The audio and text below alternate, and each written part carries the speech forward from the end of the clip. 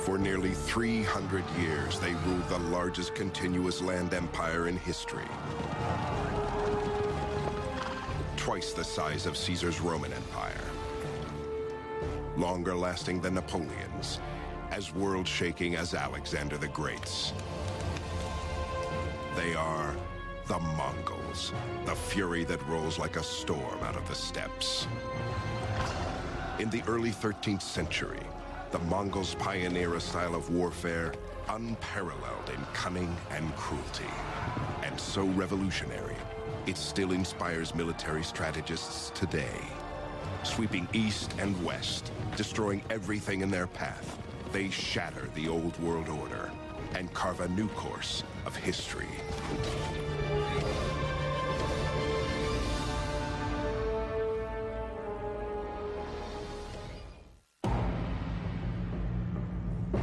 It is the end of the 12th century. As Europe lies mired in the Dark Ages, two cultures set the standard for human civilization. The Islamic states in Persia and Central Asia.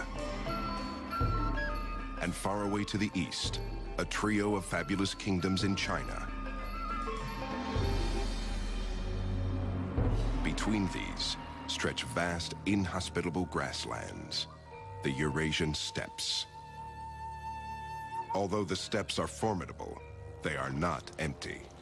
Nomadic tribes, the Tatars, Mongols, and others, eke out a grim life.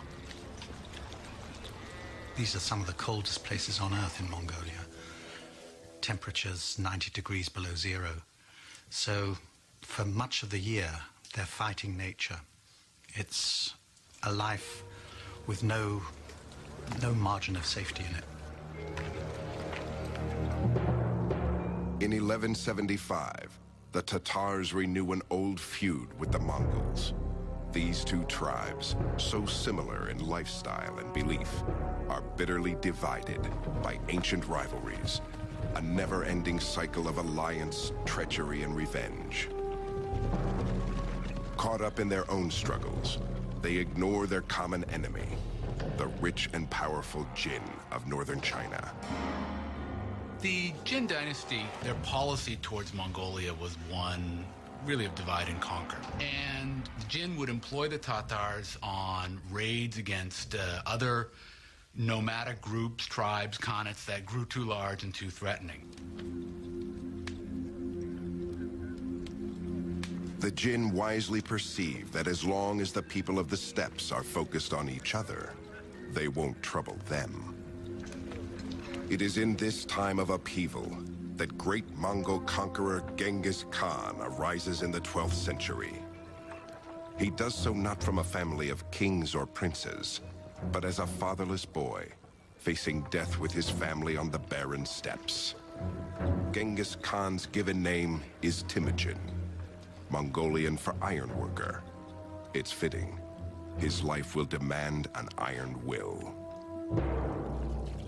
In 1175, when he is barely 9 years old, his father, leader of the clan, is poisoned by the Tatars.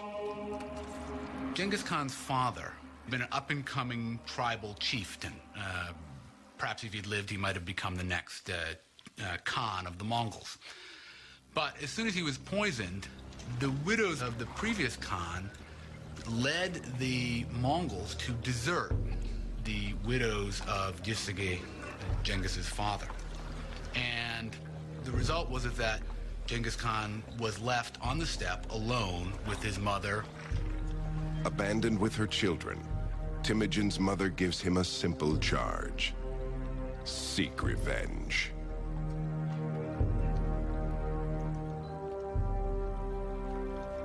He had grown up, we can presume, with this strong sense of mission. He was the son of one of the leading chieftains, one who had won victories in war when other chiefs had been defeated. And he had been abandoned, and that created a really strong sense of bitterness, a strong sense that the world doesn't work the way it should. For 30 grueling years, Temujin fights to unite his clan and gain the title of Khan, great leader. He learns to trust those proven loyal in battle, and he remains suspicious of all others. By the age of 40, he has grown to be a gifted chieftain.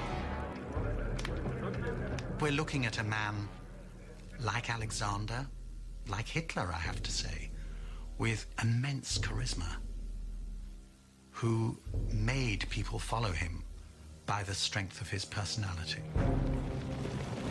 Having united his tribe in 1196, Temujin turns to the second task: vengeance on the Tatars. The tactics were pretty much entirely horse tactics, and they incorporate all of the things that we would normally expect. Techniques learned in the hunt, for example, would often be employed tactically in battles. The feigned retreat, drawing your enemy in and encircling your enemy, enveloping the enemy.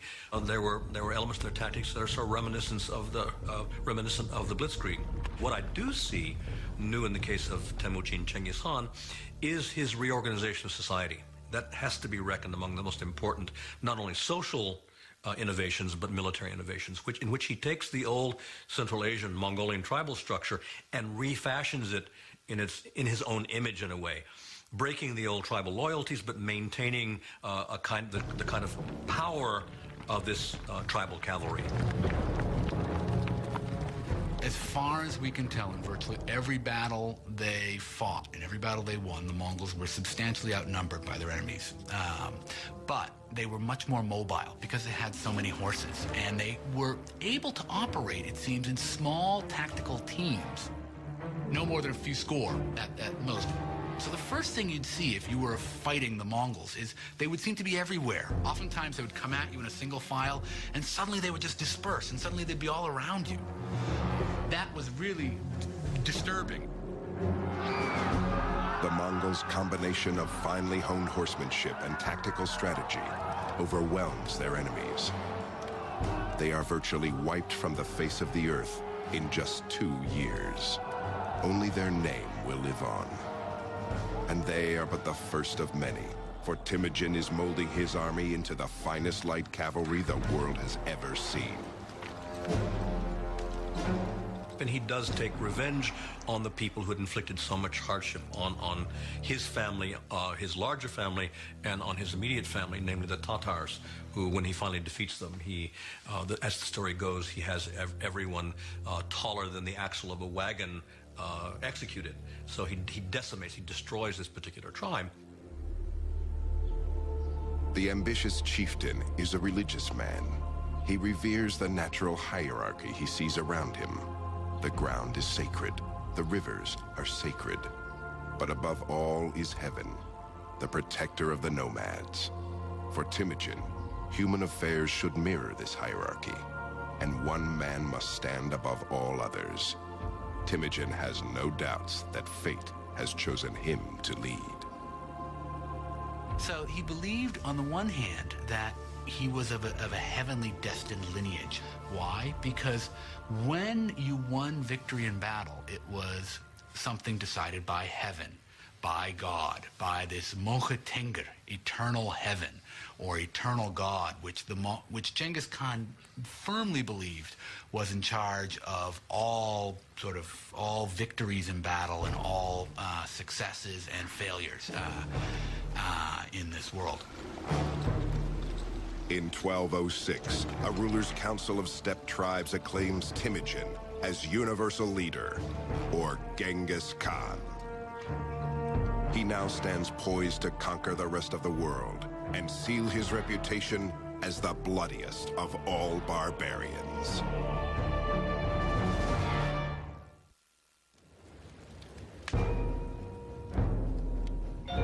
Driven to avenge his father's murder, and empowered by a sense of his own destiny, in 1206, Genghis Khan rises from obscurity to the brink of world domination.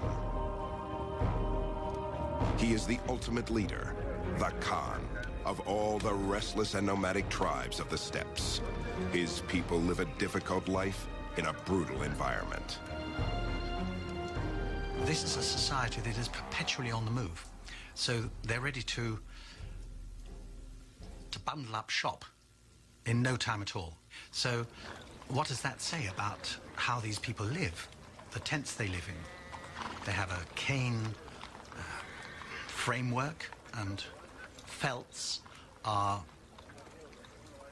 tied or sewn onto these individual cane panels, and they can be set up inside 15 minutes and dismantled in the same sort of time. So the inside of yurts was incredibly dark and smoky because they only had a hole at the top and a hole at the doorway. And the doorway always faced south because the Mongols were superstitious that good news came from the south. You had felts on the floor, felts on the walls, so dark, dark, dark, and then everything permeated with smoke. What did they burn? There's no wood on the steppe, so it's dung. So it's smoke that's permeated with animal smell as well. This hardscrabble existence shaped Genghis Khan's character, and his mother's words of vengeance provided his mission. Points to the very important role that Mongolian women played and still do play in Mongolian society. And that's a very important sort of formative episode in his whole life, because he becomes very attached to women, to his wife, to his mother. They figure very prominently, both figure very prominently later on when he distributes his territory and his soldiers among these people. Both women receive shares. So that's quite an important thing. She really holds the family together. She's the cement of the family. By the year 1206, Genghis Khan's power over the steppes is unchallenged. Now he directs his vengeance on the wealthy and arrogant Jin of China. In 1211, the Mongols moved to invade China. The enormous ancient nation sees them as scruffy upstarts out to stir up a little trouble. The Chinese have no idea what they are about to face. Down in South China, the Song dynasty, the ethnic Chinese in South China often looked on the Mongols as possible allies, and they developed a very interesting view of the Mongols, that the Mongols were these very crude, barbaric, savage people, but they were uncorrupted, unspoiled. Within hours of their initial meeting, the Mongol troops annihilate a much larger Chinese force. The nomads learn fast. They copy Chinese siege technology to breach their city walls. They become the embodiment of terror. And then they start beating their drums. And these drums are carried by 4 people on ropes. And the mere sound of them drove people mad with fear. They brought with them the prisoners from the previous city that they'd captured and pushed them into the moat so that they could go over them, over the dead bodies at the city walls. And then they would slaughter every living thing, the very cats and the dogs. In 1215, they lay waste to the capital of northern China, Chengdu, present-day Beijing. But just as victory seems within reach, news arrives that trouble is brewing in the Mongolian homeland.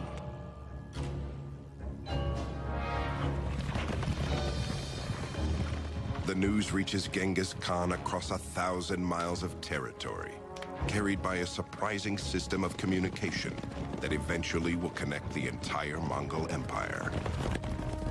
They developed very early on a system known as the Yam, which was basically the Pony Express. And 2 messengers would be sent out with special badges that they wore around their waist, showing that they were official emissaries of the government.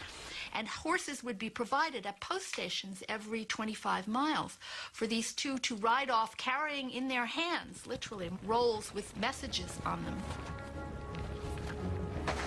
In 1218, the Yam riders bring Genghis Khan the news that Kuchlug, the Khan of the Naiman clan, is fomenting a rebellion among other disgruntled tribesmen. Genghis Khan's hard-won order is being threatened by disloyalty from his own people. This cannot be tolerated.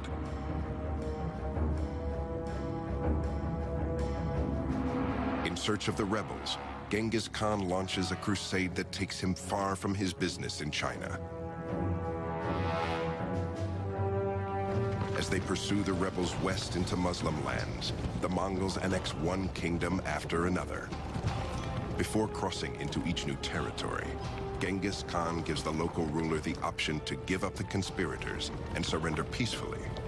But if the ruler resists, Genghis Khan warns he will show no mercy. He writes one chieftain, "The disaster will reach you, too." Genghis Khan's campaign of vengeance has swelled his empire till it touches the borders of the ancient kingdom of Khwarezm in present-day Uzbekistan. Though Khwarezm is an attractive target, Genghis Khan goes no farther. He has learned something new.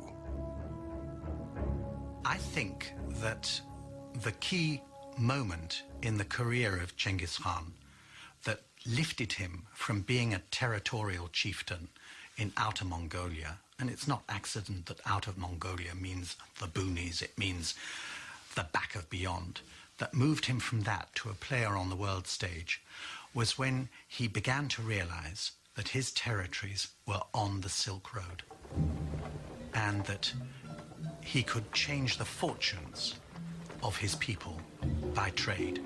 And so he sent a series of embassies to his nearest neighbor, the Sultan Muhammad, who was the ruler of the Eastern Islamic world.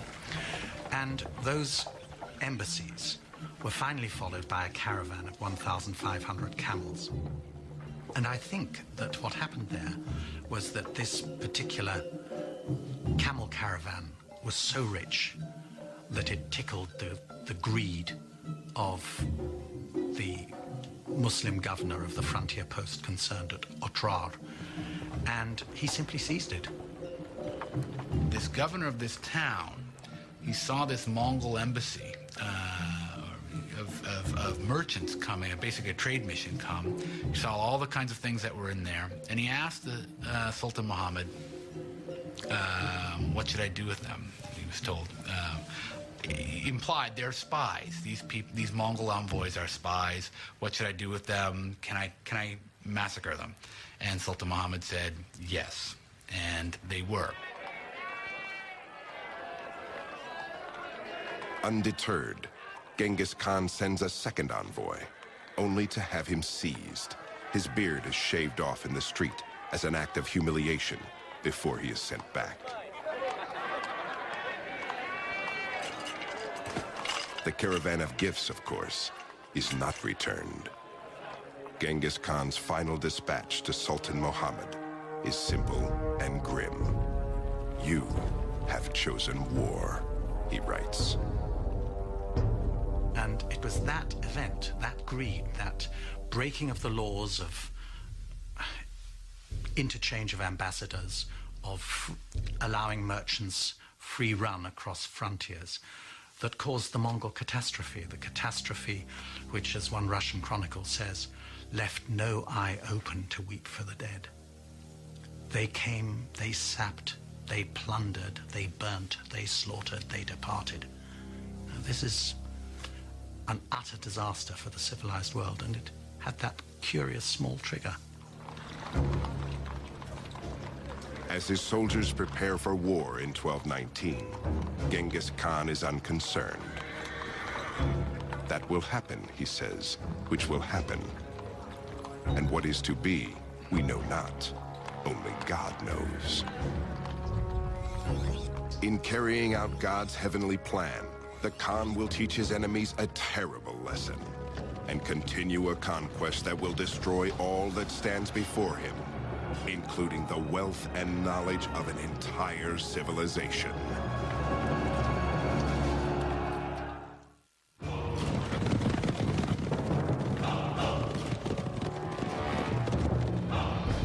Genghis Khan has unified the nomadic Mongols, subdued the wealthy Chinese, and now, in 1219, stands perched to take on Sultan Muhammad, the ruler of the Khwarezm Empire of Central Asia. Genghis Khan is a man driven by revenge. In Alchuk, the Sultan's governor has flagrantly humiliated a Mongolian diplomatic envoy, an abuse that cannot stand. The Sultan's stronghold, Samarkand, is defended by an army much larger than Genghis Khan's own. To even the odds, the Khan turns to tools that have served him well in the past: mobility and surprise. Much more interesting about this particular campaign is the fact that Genghis Khan divided his army in the face of a superior opponent. This is tactics that we associate again with people like Robert E. Lee or with Blitzkrieg and during World War II. The purpose being, again, to penetrate the enemy's front and to create confusion and diversion and so on in the rear, to be able then to turn back and take these places. So I find that to be a very significant part of what he does. Genghis Khan's first blow comes at the border town of Utrar in 1219. After a 5-month siege, the Mongols burst through the defenses and lay waste to everyone and everything in their path. There is no limit to their cruelty.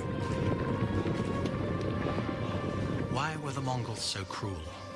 It's a difficult question, and no one really knows the explanation. But the fact of it, I think, can't be doubted, that these were people who did not wage war in the ordinary way. A special fate is assigned to the greedy governor, Inalchuk. He discovers firsthand the meaning of the old Mongolian proverb, "Return what people give to you."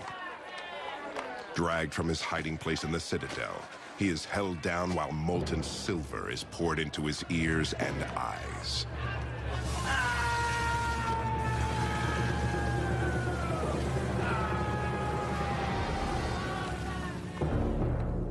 In February 1220, Genghis Khan plots a 3-pronged attack, unrivaled in cunning and malice.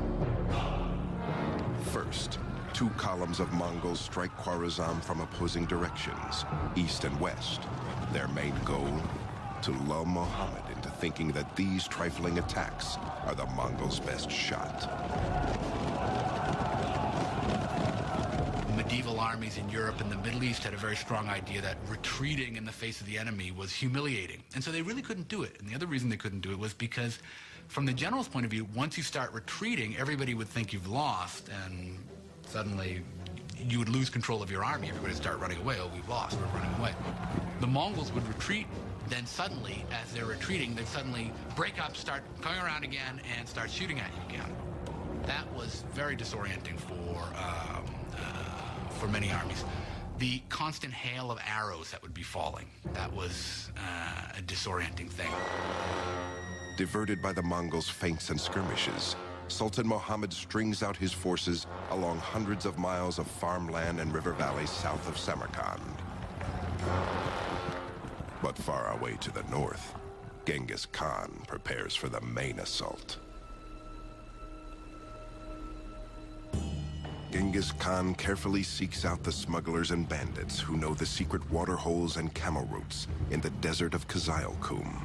These will be his guides. They will lead his army over 300 miles of punishing desert sands, a back door to the Sultan's kingdom. In March 1220, Genghis Khan and his army emerges from what the Sultan believed was an impenetrable desert, like demons from his worst nightmare. In one of the greatest strategic rearguard attacks in the history of warfare, proud Samarkand falls in just 10 days. Sultan Muhammad shows his true colors, fleeing for his life from one city to the next. Like hunters pursuing a fox, the great Mongol generals are given 20,000 men and told to crush any town that shelters the fugitive Sultan, as they relentlessly track him down and kill him. So it was not just a matter of beating an army in the field, but eradicating the power of a country to ground zero, so that there could be no recovery. So they sowed salt in the fields. They destroyed the wells, they flooded the cities, they cut the canals, they chopped down the orchards, as if there were no tomorrow. The Mongols' monstrous rampage devastates magnificent Persian cities like Balkh and Herat. Genghis Khan is not concerned. They couldn't care less. So the destruction that they visited on the Eastern Islamic world has lasted to this day. The ruins of once great cities still lay scattered across Persia like ghost towns. With the annexation of Khwarezm, Genghis Khan's empire reaches from the Yellow River all the way to the Caspian Sea, the largest continuous land empire in the history of the world. The most remarkable result of this Mongol conquest is that East is open to West for the first time in 1,000 years. Pax Mongolica, a Mongol peace, allowed people for the first time to travel in absolute safety from Rome to Beijing. That was never possible before, and it wasn't possible until the 20th century afterwards. It's not a small thing. We had people from the Middle East traveling all over, all the way even into China. Famous traveler Ibn Battuta from Morocco eventually reached, at least he says he reached, China and traveled through much of the successor states of the Mongols, Mongol states ruled by the descendants of Genghis Khan. And that created a kind of knowledge of each civilization in Eurasia acquiring more knowledge about each other. Ironically, creating such an empire is not Genghis Khan's goal. The flame of vengeance still burns in his belly, and he still has a score to settle with the Chinese. To that end he now turns, but it is the one thing beyond his reach. In 1227, in his mid-60s, Genghis Khan dies on the march to China. According to legend, the victim of a freak riding accident. Armed troops and slave girls escort his body back to the steppes, where he is laid to rest in secrecy. There are various stories about 50 guards were detailed to bury him. They were killed by 50 others who were then killed, in turn killed by other people, so that the grave would remain secret for various reasons. But as for the precise location of this, we don't know. The way that the Mongol chieftains were buried was in total secrecy. They went off on a procession, the people who were going to bury them, blaring horns, beating drums, making as much noise as possible. And if anybody met the procession on its route to its secret destination where the person was going to be buried, they were killed. So the whole point was that nobody should know where the great ones of the Mongols were buried. Not a single tomb of a Mongol chieftain has ever been excavated. They've not been found. So we have no idea what they contain. Genghis Khan's empire seems to be as lost as his mountain grave, for upon his death, the state he sought to unify breaks apart, carved up into 4 kingdoms for his 4 sons. But the dream lives on. It will turn into a nightmare in the hands of another Mongol conqueror. Driven by visions of glory, he will unleash a reign of terror even bloodier and more brutal than Genghis Khan's.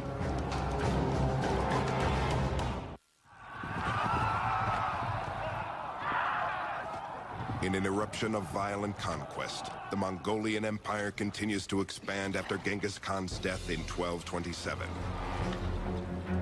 In the west, the Golden Horde, descendants of Genghis Khan, rules southern Russia and Khwarezm. In the Far East, the Khan's grandson defeats and unites the 3 kingdoms of China.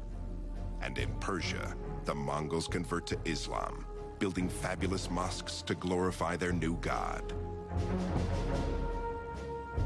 Still, as successful as the Mongolian Empire may be, its huge size makes it difficult to maintain. There weren't enough Mongols This was not a gigantic nation. It wasn't like China, for example. Perhaps there were as many as 100,000 people in the Mongol army, and that was about it. So the wider the territories they controlled, the thinner the crust of Mongol dominion on them. By the mid-14th century, Genghis Khan's empire lies in shambles. Like the old Mongol clans of the steppes, the rulers spend their time fighting each other instead of combining their strength.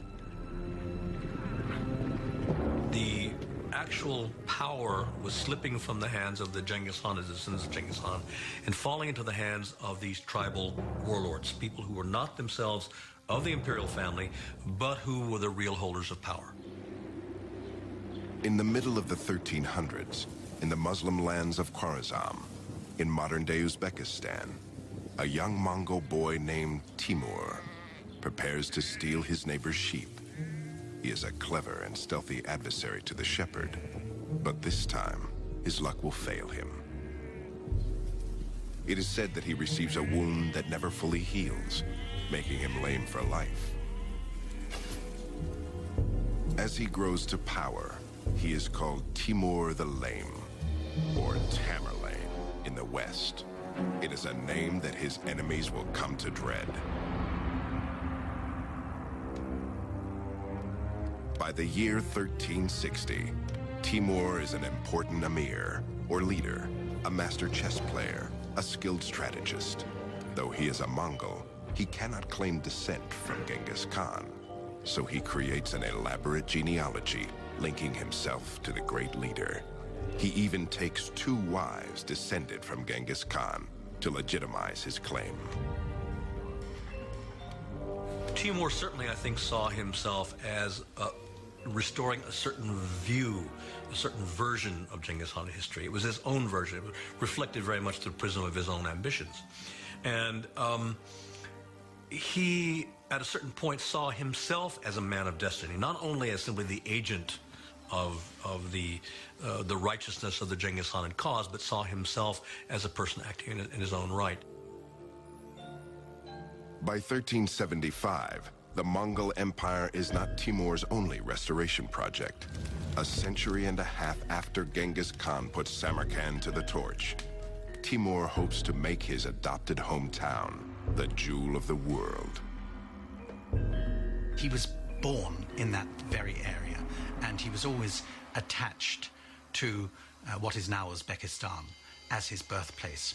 And in the course of his campaigns, wherever he went, he would kill all the men in a city that he had captured, but he would save all the artisans from death and transport them back to Samarkand. So you must imagine Samarkand alive with traditions from all over the Muslim world, from China, also from India. So Samarkand was something special. Samarkand was a garden city, and one of Timur's main construction activities was to provide irrigation canals that opened up whole suburbs with these wonderful gardens. Because Timur was a Muslim, he also constructed Muslim buildings, and he used a lot of the booty that he acquired when he conquered India to construct an absolutely enormous mosque. One of the attributes of Timur seems to have been his pride and his megalomania, we might say. And you see this in this mosque. It is colossal. Size was the big thing. The entrance way is 50 feet tall. And clearly the impression you're supposed to get is I, the humble little worshiper, have to go through this 50-foot doorway to get in. The magnificence of Samarkand is a testament to the might of Timur, but it is also a testament to his brutal means of keeping order. Outside the walls of Samarkand, his merciless cruelty becomes legend. From 1385 on, Timur systematically sacks all of Western Persia, as well as cities throughout Azerbaijan, Georgia, Armenia, and the Caucasus. Tens of thousands of people are slain along the way. In 1398, Timur follows in the footsteps of the Greeks, leading an audacious expedition over the world's most notorious mountains, the Hindu Kush. He then lays waste to northern India. But the farther Timur extends his reach, the more difficult it is to control hostile populations. When the inhabitants of Delhi rebel against their new Mongol masters, Timur takes a page out of Genghis Khan's Book of Terror and writes a new and even more horrific chapter. The reports that he cut off the heads of his victims and piled them into huge heaps occur so often that one can't help wondering whether this is not accurate and not just mere rhetoric, but it wouldn't account for the numbers, 70,000, 80,000. I think we're talking about psychological warfare, which is something that the Mongols had introduced. It's one thing to go to war. It's quite another to use terror as a weapon of war. And this is what Timur did. Timur built upon the legacy of Genghis and used it effectively. He was more terrible in that sense that he slaughtered more brutally, more quickly, but always sparing the artisans. When they say he destroyed the city, that's somewhat of a metaphor, meaning he killed off enough people to make it look bad, and then he brought back from every city he conquers the best workers, the best artisans, the best engineers, the best products. The vaulted skyline of modern-day Istanbul bears testament to the one dynasty that stood in the way of Timur's dream of a Genghis-sized empire, the Ottoman Turks. In 1402, Timur's expanding lands reached the immovable borders of Ottoman Sultan Bayezid. Proud to the point of arrogance, neither leader can tolerate the other. Timur even goes so far as to suggest Bayezid's mother is of dubious birth, meaning she is a whore. Bayezid can stand no more. Leading one of the finest armies in the world, the Sultan rides out of his fortress at Ankara to meet Timur's far smaller force. Confident and imposing, he knows little of the cunning genius of the Mongol Timur. In 1402, goaded by slurs on his honor, the Ottoman Sultan Bayezid races to meet Timur's Mongol forces. But Timur, aware of the Sultan's route, does an end sweep around the Turks. Traveling off the beaten track, he catches the Sultan off guard. He lays siege to the Turkish stronghold, Ankara itself. It is a humiliating turn of events for Bayezid. He is forced to beat a hasty retreat to defend his city. When his weary troops finally arrive, they are no match for the well-rested Mongols. Even worse, in the heat of battle, an entire Turkish battalion defects to the Mongol side when they see a beloved prince fighting for Timur. Tricked, betrayed, and totally routed, Sultan Bayezid nobly refuses to leave the field of battle. He is determined to fight to the last, but he is captured and taken prisoner. The Ottoman defeat may taste sweet to Timur, but it is even more delicious to Christian Europe.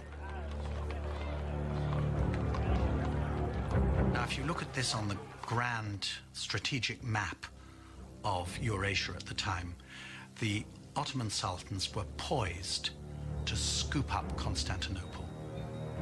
They had moved into Europe, they had encircled it, they were ready to begin the siege that would have destroyed the principal city of Eastern Christendom.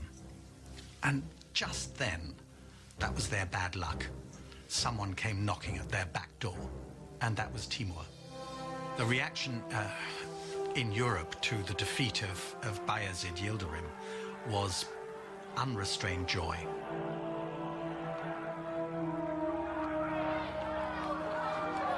With the defeat of the Ottomans in 1402, Timur's empire nearly matches Genghis Khan's in size and scope.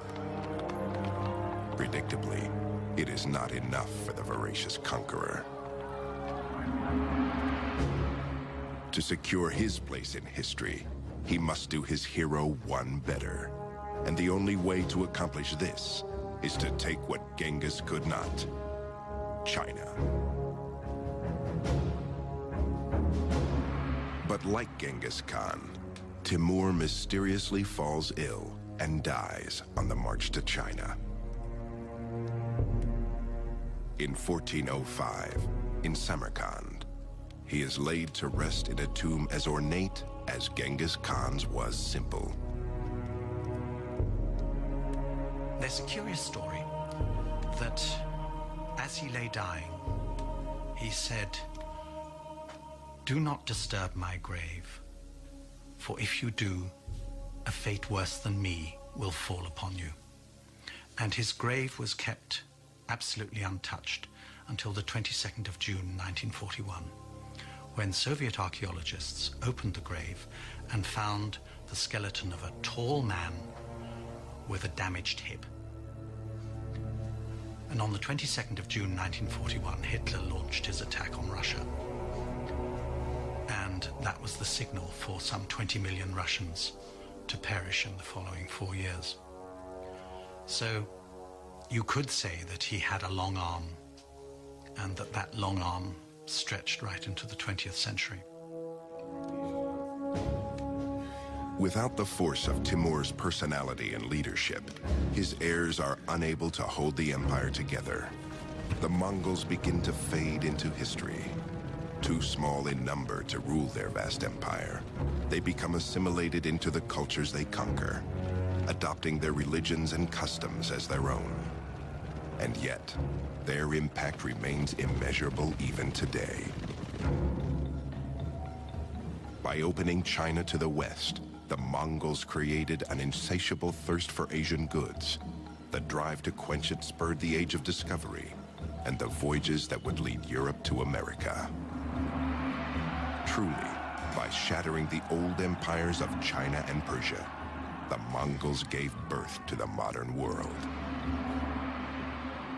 An empire that stretched from the Sea of Japan to the Baltic, from Korea to East Germany, and took in most of Eurasia, apart from India and Southeast Asia. There's been nothing like it. Will the world ever see another empire like it? In Mongolia, some fervently hope so. Even today, Genghis Khan is worshipped there as a god. His name is a source of national pride, his tent a hallowed shrine. Small wonder, then, that the Mongols wait eagerly for the spirit to rise anew and for the barbarian to return.